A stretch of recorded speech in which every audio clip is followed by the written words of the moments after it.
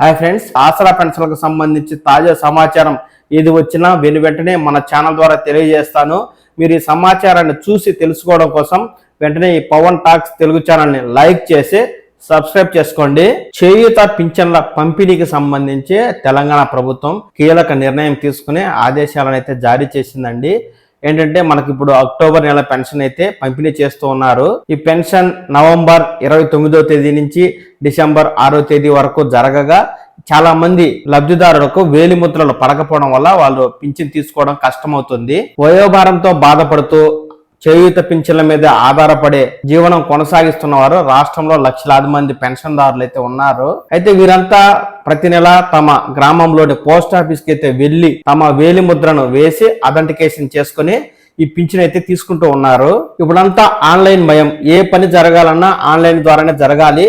వృద్ధులకు దివ్యాంగులకు పింఛన్ రావాలన్నా ఇక్కడ ఈ పోస్ట్ మిషన్ లో వారు ఫింగర్ ప్రింట్ వేసి finger print Aadhaar authentication successful అయినట్లయితేనే ఈ పింఛన్ అనేది ఇస్తారు.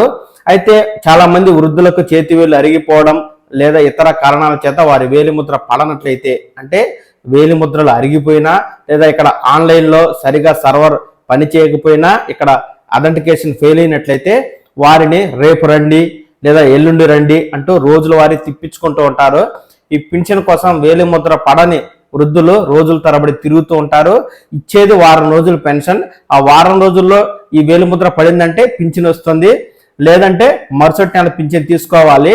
ఇలా చాలా మంది వేలిముద్రలు పడకపోవడం, పింఛన్ తీసుకోలేకపోవడం, 3 నెలలు దాటిందంటే పింఛన్ రద్దవడం, దీంతో తీవ్ర ఇబ్బందులకు అయితే గురవుతున్నారు. వృద్ధులు ఎదుర్కొంటున్న ఈ సమస్యను గ్రామీణ పేదరిక నిర్మూలన సంస్థ అయితే గుర్తించింది.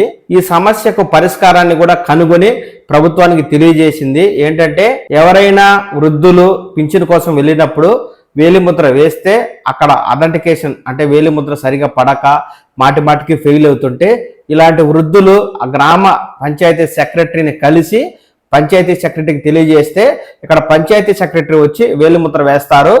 పంచాయతీ సెక్రటరీ వేలిముద్ర ఆధారంగా ఇక్కడ లబ్ధిదారులకు పింఛన్ అనేది ఇస్తారు. ఈ విధంగా ఈ గ్రామీణ పేదరిక నిర్మూలన సంస్థ అయితే పరిష్కారాన్ని కనుగొని ప్రభుత్వానికి తెలియజేసింది.